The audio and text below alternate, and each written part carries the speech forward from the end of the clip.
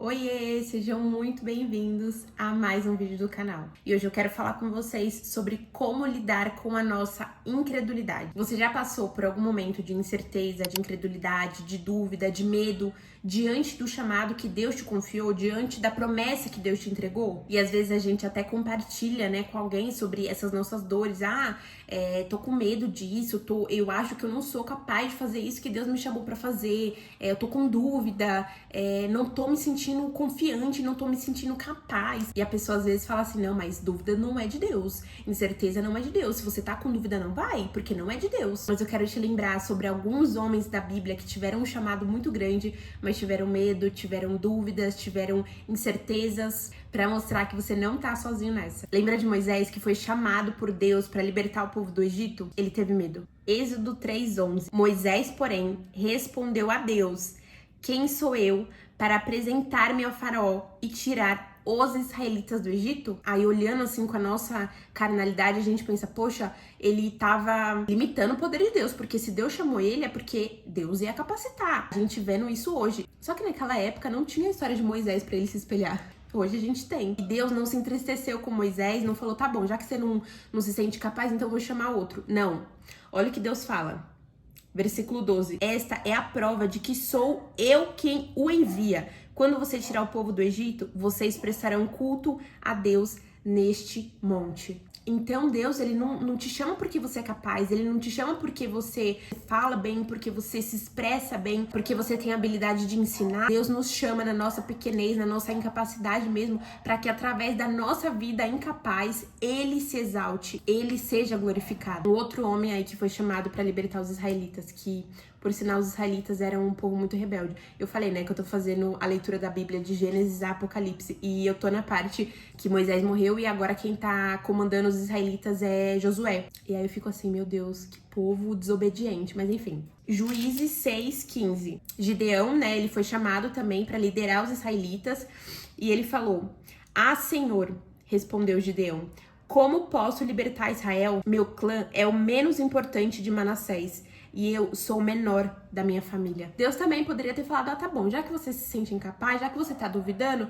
vou chamar outro. E Deus é incrível, Deus nos ama de uma forma espetacular. Logo em seguida, Deus fala, eu estarei com você, respondeu o Senhor, e você derrotará todos os midianitas como se fossem um só homem. Só que Gideão ainda foi mais ousado. Ele pediu sinais. Ele não bastou a palavra de Deus pra ele, tá? E às vezes a gente é igualzinho Gideão.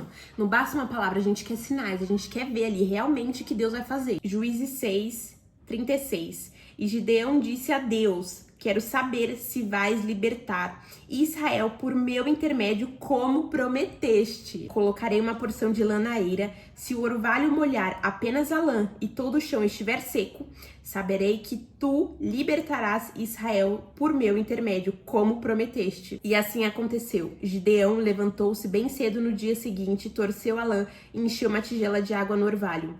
Disse ainda de Gideão a Deus: não se acenda a tua ira contra mim. Deixe-me fazer só mais um pedido. Permita-me fazer mais um teste com a lã. Desta vez, faze ficar seca a lã e o chão coberto no orvalho. E Deus assim fez naquela noite. Somente a lã estava seca. Aí vocês imaginam, vocês acham que Deus não poderia falar assim, meu filho, eu já falei que vou estar com você. Você ainda quer sinal? Não, próximo, vou chamar outro.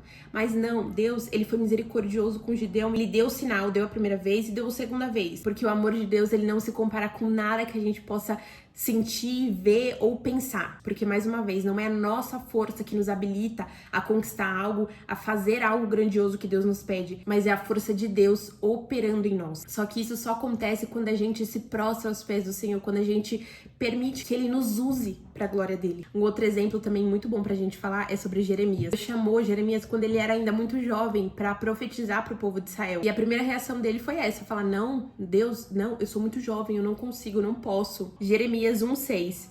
Mas eu disse, soberano Senhor, eu não sei falar, pois ainda sou muito jovem. E sabe o que é engraçado? Eu me identifico muito com Jeremias, porque quando Deus me chamou pra ministrar a palavra dele através da internet, eu fiz igualzinho. Eu falei, Deus, eu sou muito jovem, eu não sei falar, eu não conheço a fundo a tua palavra, eu não conheço a fundo aquilo que o Senhor deseja fazer nessa nação, eu me senti incapaz, eu falei isso pra Deus, eu entreguei as minhas vulnerabilidades, as minhas inseguranças, as minhas incertezas aos pés do Senhor. Mas foi a partir dali que eu entendi que Deus, ele não nos chama porque a gente é capaz, não, pelo contrário, ele vai nos capacitando no caminho. E eu ainda demorei pra obedecer, mas aquele chamado ficou ecoando no meu coração, então eu entendi que não é sobre mim, mas é sobre ele. E aí eu preferi obedecer do que sofrer as consequências igual Jonas, porque vocês sabem o que aconteceu com Jonas, né? Ele foi chamado pra salvar um povo que estava corrompido ali com o pecado, e ele simplesmente decidiu fugir. Ele correu para um lado e o resultado foi ele sendo jogado no mar, engolido por um peixe gigante,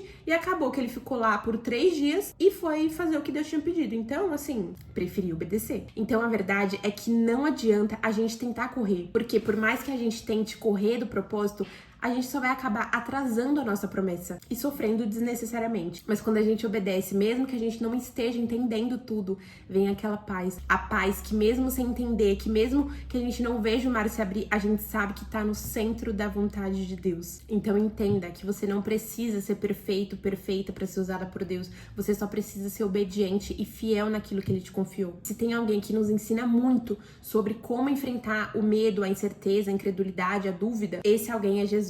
Ele já sabia exatamente o que ia acontecer. A dor da traição, a cruz, o abandono, e o medo veio. E o medo veio por quê? Porque Jesus, ele era 100% Deus, mas ele também era 100% humano. E lá em Lucas 22:44 fala que ele ficou profundamente angustiado e suou gotas de sangue. Foi tanta aflição que ele sentiu que ele chegou a pedir a Deus para que aquilo não acontecesse. Indo um pouco mais adiante, prostrou-se com o rosto em terra e orou: Meu Pai, se for possível, afasta de mim este cálice.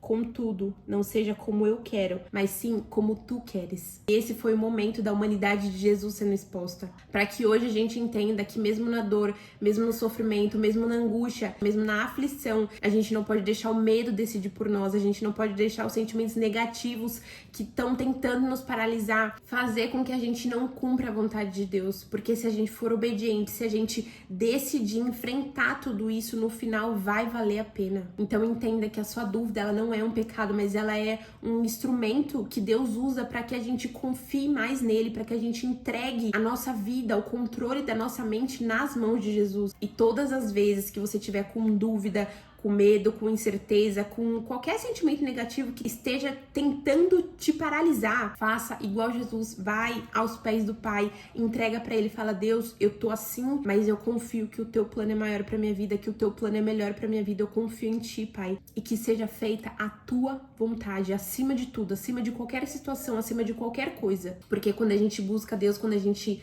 entrega pra Deus aquilo que tá tentando nos afastar dele, ele traz clareza, ele traz sabedoria, ele traz discernimento. Filipenses 4:6. Não andem ansiosos por coisa alguma, mas em tudo, pela oração e súplica e com ação de graças, apresentem os seus pedidos a Deus. E a paz de Deus, que excede todo entendimento, guardará o coração e a mente de vocês em Cristo Jesus. Lembre que Deus nunca desampara um filho que recorre a Ele. Não busque em pessoas o alívio que só Deus pode trazer para sua alma e para o seu coração. Eu espero que esse vídeo tenha vindo como um bálsamo de cura para o seu coração e para sua mente. Um super beijo e até o próximo vídeo.